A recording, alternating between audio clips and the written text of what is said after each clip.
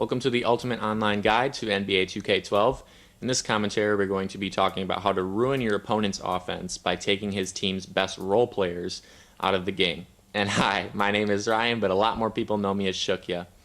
So before we jump into the gameplay and a lesson that you guys are going to love, I have a couple of updates that I should bring to your attention. The first one, which you might have already noticed, is about my account. I got trolled super hard about a week ago and got banned until the 24th of this month because someone reported my profile for having the S word in my bio. I've gotten banned once before for having vulgar words in my bio, but I was told by Xbox support that if I censored it, I couldn't get banned again. So this time I spelled it censored, right? I spelled it S-H, or not apostrophe, but with an asterisk and then T. But they still suspended my account anyway, so whatever. Whoever did that, I hate you. It was terrible. Alright, so anyway, I'm playing on this account called Hello White, though, until the suspension is lifted. One of my old friends from way back in Halo 2, who I play Gears of War 3 with now from time to time, recently changed his gamer tag to Hella Black, though. so I created this 1 month to play with him for fun. So now that I'm playing on this new account, I thought I would start a new little series on this channel and try to challenge myself at the same time. I want to see if I can win 100 games in a row. It'd be cool if I could have a record that said 100-0. So that's my plan for all of my upcoming videos on this channel, my commentaries and whatnot. The next little update has to do with something you also might have noticed. I want to see how you guys like a much longer commentary, one where you can see a lot more of the game, a lot more of how I play on offense and defense. And this is also a way I can give you guys little tips along the way in live commentary as I watch the footage along with you. In that way I can tell you what I'm thinking and maybe what I should have done differently in each situation. So as we jump into the game here, you may have seen that this is my very first game on this account. And boy is it going to be fun for you guys to watch. It was against a Hall of Famer named Deal Boys SP with a Z and a space in there because that's a cool way to do it, right? And this is probably one of my favorite games out of all the ones I've ever played. And that's saying a lot. It's one of my favorite games of all time for sure. And you'll see why after the first quarter. You'll understand what I'm talking about. I really wasn't hoping to run into any good players in the first couple of matches, but I'm definitely glad I started recording this one. So let's take a look at what we got here. One of the problems that I was having as Kevin Durant pulls up, he was really good at shooting. But one of the problems that I was having as he pulls up again, knocking him down 8-2, was that he was exploiting a lot of the things, a lot of the BS moves. Oh my god, I was getting destroyed and won over 2 people. Kevin Durant's such a beast. But he was using like the spin out of the post. When you post up with Y and then you press Y again, you like spin out of it. It's super cheesy. And what? I cannot believe he made that. I flipped out during the game. I even had to go to instant replay to see how he made that. It was ridiculous. Oh, he gets crossed right there. But he was doing like a lot of cheesy exploits. Like he was doing that stupid post-up thing where you do that like spin out of the post and you like go straight to the basket undefended. So I was having some problems with that. And the spin dunk. Look at that crap, dude. That is unbelievable. That's what I hate about this game. They need to take that out. I started talking crap right here because I was down 15-2 at this point. I had to try to get into his head to start scoring some baskets. So here you can say, like, after I was talking crap, he tries to go for a steal right here.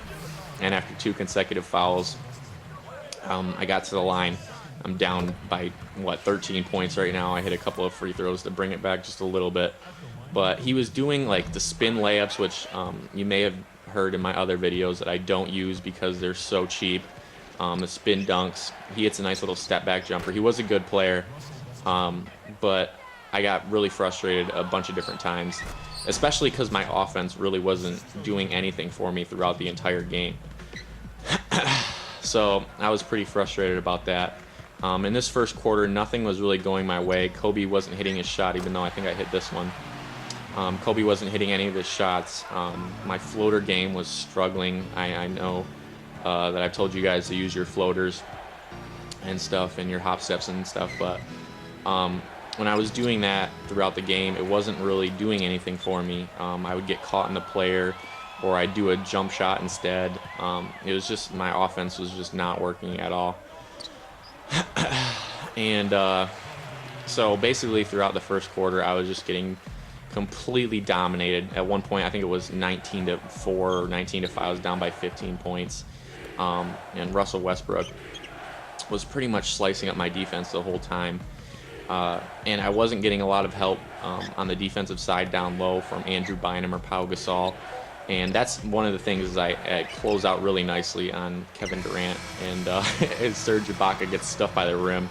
And that was a very rare occurrence, because I don't know if you guys have ever played the Thunder and noticed this, but I would take Serge Ibaka and Kendrick Perkins over Pau Gasol and Andrew Bynum any day of the week in NBA 2K12. Andrew Bynum and Pau Gasol are complete garbage in this game. They don't make, they're like, what, 7 feet tall, right? This was a nice play by him. I was pretty impressed after the first quarter. I didn't really have any doubts that I couldn't win, but I knew that if I didn't turn it around, I'd be in some really deep trouble. But Kendrick Perkins and Serge Ibaka are ridiculous. I got bailed out right there. That might not have been a foul, but he was kind of late rotating on that rotation on that turn or whatever. But so I think I missed both of these free throws, and that was another thing. I vowed to myself that if I actually did come back and win this game, that before each of my, I hate the fast break. The Lakers are so old, they can't do anything.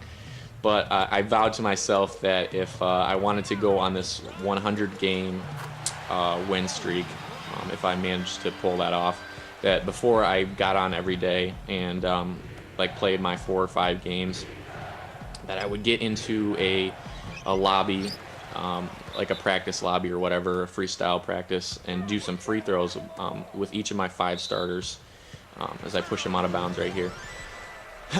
It was really important to me to get every point that I could. If I'm going to try to win 100 straight games in a row, it's definitely something that you need. Oh, he gets crossed again, and I hit this little fadeaway. I remember that. I got kind of hyped right there. Started to try to get some more stops and get my offense back on track here. But yeah, so Kendrick Perkins, Serge Ibaka, I was talking a little bit about the free throws, which I might include. He's doing a stupid spin layup. Thank God there was 3 guys there. That's really like the only way to stop it, where he doesn't get fouled or he doesn't get an open basket. I think I turn it over here anyway. I was struggling. Oh no, this is that goaltend. I got swatted by 3 people, but somehow it was a goaltend. But I was getting a lot of karma going my way, so I kind of deserved that basket. That's how I look at it anyway. But yeah, so back to Kendrick Perkins and Serge Ibaka. Pau Gasol and Andrew Bynum are completely terrible in this game. I would go so far as to say I had nice defense there, but Kevin Durant is just unbelievable in this game.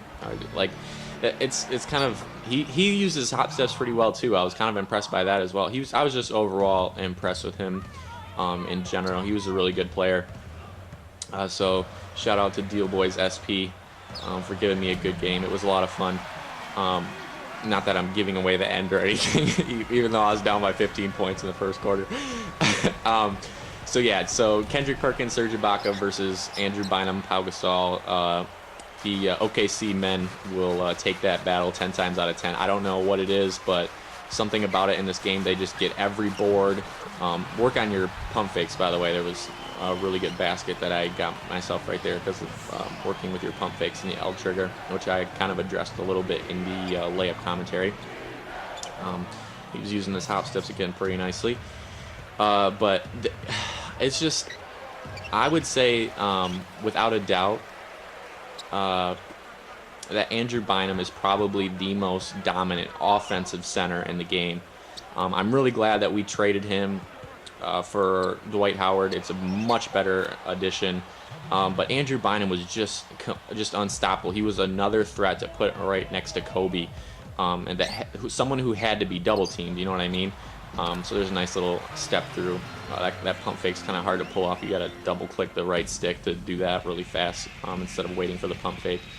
But they just don't, in this game, they just don't make any. There's that stupid post spin. And thank God there's 4 people down there, because they will make that every day of the week.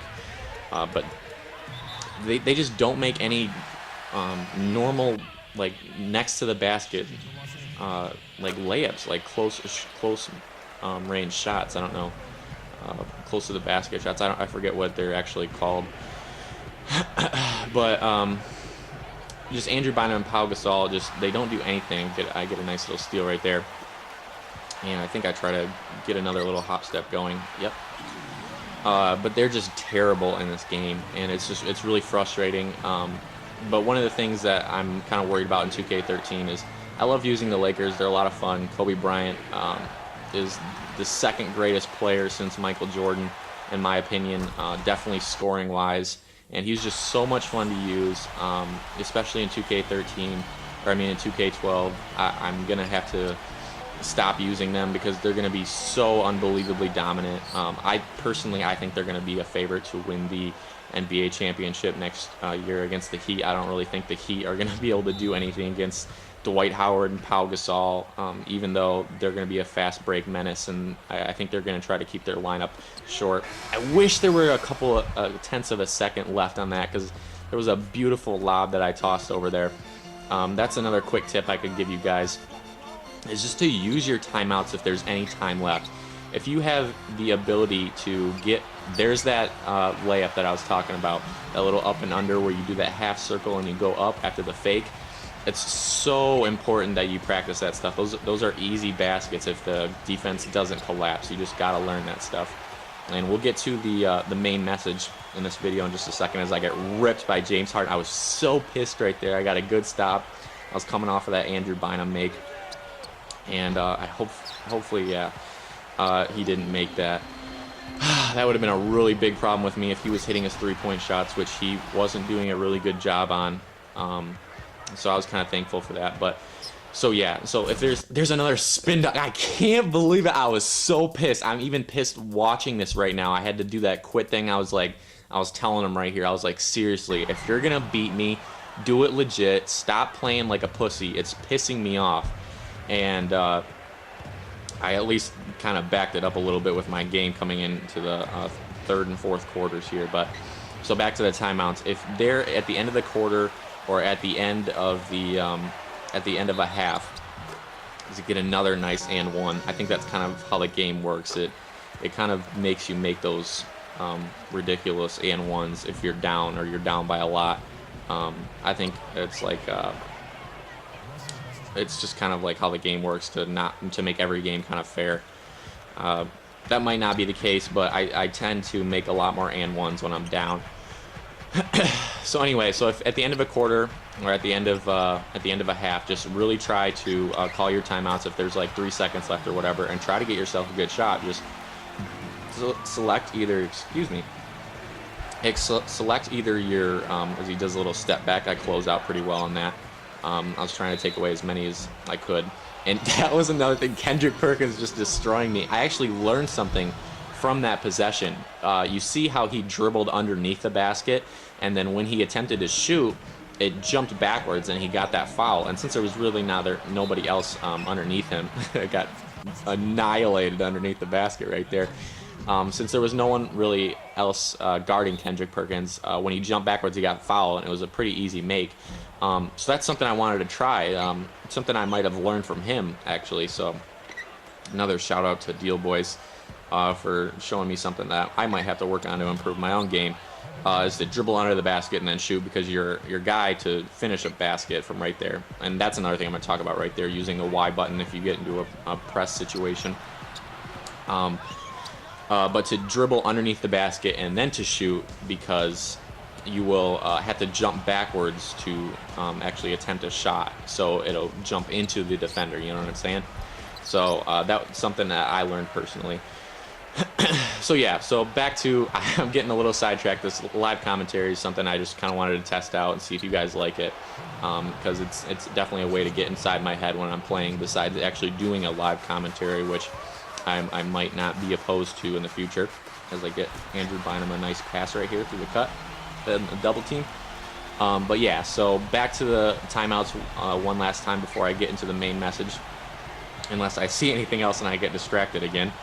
So if there's like 2 or 3 seconds at the end of a quarter, at the end of a half, there's a hop step. I can't tell you enough. You gotta get that stuff down. I'm telling you, if you practice that stuff, In real game situations, you're gonna get fouled when there's 3 people and you're on the fast break. It's just gonna happen if you pump fake.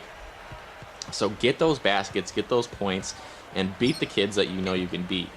So yeah, just call timeouts if there's like 3 seconds left. Kick it out to half court. Call the timeout after they make a basket or whatever, and get yourself a good shot with 2 or 3 seconds left. And you see, I had 9/10 of a second left, and I got that lob over to Andrew Bynum, and I could have finished it if there was maybe 3/10 of a second added onto that. So yeah, let's getting into the end of the third quarter and onto the fourth quarter. Let's get into the main message about how to take the role players out of the game. So, and Kobe starts to hit his shots, and I was getting really excited. We're cutting it close, and he tripped up right there. Was kind of glad to get an extra possession out of that. He might have held X a little bit too long. Spin by him. I love Kobe's spin. It's really quick.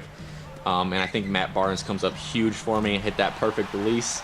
Got to come up. Big players got to make big plays right there. And I was kind of excited about that. I think that was the first time it was a tie game since 0-0. So I was pretty hyped about that. But anyway, so when you're playing teams like the Thunder, and you're playing teams like the Knicks, and you're playing teams like the Heat, which are good three-point threats, or which have good threats on their team from beyond the arc, you gotta predict what they want to do.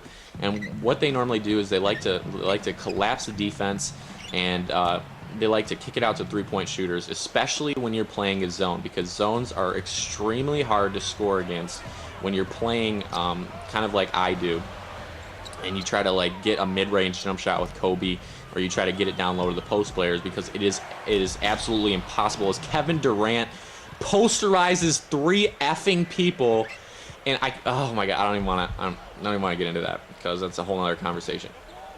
So anyway, hit this nice fadeaway. Clock's coming down here the third quarter. I wanted to at least tie it up, but what are you going to do against Kevin Durant right there? Kevin Durant in 3 people. It's a triple team. Kevin Durant drains a mid-range jump shot. I will settle for that shot every possession, because you got to be skilled to hit that shot. You got to hit the perfect release, and I will settle for a long 2 every day of the week. That might be a little cliche saying that now, but once again, he chokes 3-point shot. You do not belong in the winner's circle if you cannot hit an open 3 like that, and you don't deserve to beat me if you can't play like that. So when you're playing the Knicks, when you're playing like the Celtics even, I know I got a comment from a guy a little while back, and I want to apologize to you personally, because I do have a Celtics video that I will upload here maybe later, but I don't think it's on this account. But anyway, he wanted me to kind of address how to stop the Celtics, and I got this great OKC game that I wanted to share with you guys. And the way that I stop OKC is the exact same way as I find Andrew Bynum open again. He just keeps double teaming Kobe, and Kobe is not even performing that well. But that's going to change. So anyway, but what you want to do in the 1-3-1, I'm actually learning a little bit to play more of a hybrid zone as he does that stupid little cheesy maneuver again. I finally hit a good pass, a good oop, and get the game tied again. But if you're sitting in a 1-3-1 and you're not playing man, as you know, you want to play as the power forward, and you want to roam around to the open guy. And with shooters, or with players that are good, he gets bailed out. He gets bailed out again by Kendrick Perkins. It's one thing you got to accept when you're playing in a 1-3-1 zone, is that you're not going to get as many shots as the other team. I probably win all of my games with, as I take an ill-advised shot right there, it was supposed to be a pump fake, is I probably lose, but I will take 7 or 10 less shots per game than the other team. You know what I'm saying? Like, I think in this game, he takes 51 shots, and I take 44, okay? And that's because you just have to accept, when you're playing in the exceptional defense that is the 1-3-1, you just have to accept that you're not going to get as many boards just because you're not matched up in the man-to-man. And Ron Artest comes up so huge right there. Cash, baby, yes, got a 3-point lead. I think it's the only time I led all game, up to this point anyway. And their offensive ratings, Matt Barnes, and Ron Artest are so low, but you got to make big plays. You got to hit your perfect releases if you want to have any chance against these exceptionally rostered teams. But okay, so on to the main message again. I want to address this before this gameplay is over. When you're sitting in the 1-3-1, and what you want to do is you want to track their team's best shooter with Pau Gasol. You can live with giving Kendrick Perkins and Serge Ibaka wide open jump shots, but right here, my defense fell apart. I should have read that, but he didn't make it. This is why I am in this game right now, is because he's missed so many open threes. He gets bailed out again, though. Look at this. This is unbelievable. Kendrick Perkins, Serge Ibaka are godly in this game, and I don't understand why. Kobe Bryant's pissed off. Ryan, you're playing defense like absolute garbage. Give me the ball, find me a decent shot, and I will win this game for us. That's what Kobe was saying. So anyway, what you want to do is you want to track the shooters and leave open as he hits a really brilliant shot right there. Again, keeping himself in the game, 3-point lead with 40 seconds left. But you want to track with Pau Gasol. You want to give them the open jump shots on the baseline. You're going to have to give that up. But what you want to do is with Pau Gasol, you want to roam around. You want to find the Paul Pierces. You want to find the J.R. Smiths, the Nick Youngs, the James Hardens, the Ray Allens. You want to find all of those players when you're in the 1-3-1 and put Pau Gasol in front of them wherever they're running around on the 3-point line. And by doing that, they're not going to have an opportunity to pass it out to them. And that's normally on the ball side. And right here is the last possession of the game. I pump fake a couple times. I got a one-on-one. I'll take that shot. It might have been a little bit risky, but I had to take it. I was stuck in the paint. I don't even think I had any timeouts left. But I gave him a couple pump fakes, and Kobe does what he does best. And right here, the crowd was screaming, MVP, MVP. And I take the lead with 12.3 seconds left on the clock. I know that it was a lot of time to leave OKC and the assassin that is Kevin Durant. So I was really worried about that. But I have a lot of trust in my 1-3-1. But anyway, so you want to track the 3-point shooters. You want to take away that pass, and you might have seen a couple examples of it throughout the video. But by taking away that 3-point shot, they have to kick it to the other side of the court, and the 1-3-1 will steal that pass every time. Kevin Durant pulls up in a triple team. He's not going to make that. You can make that, but he doesn't do it. And here you see the stats at the end of the game. I didn't look at the stats myself, so I'm showing you him looking at the stats because he was obviously making a spectacle of Kobe Bryant scoring those, I think, 39 points or whatever. And right here we were talking trash to each other for a good, I think, good 45 seconds. And then he finally ends up quitting after I got the ball back. I called a timeout, and then he fouled me. And I was talking a whole bunch of trash because I was really glad that I came back. I wanted to start 1-0. And I finally got that. So that ends this commentary. If you guys have any questions, leave a comment. But otherwise, peace out.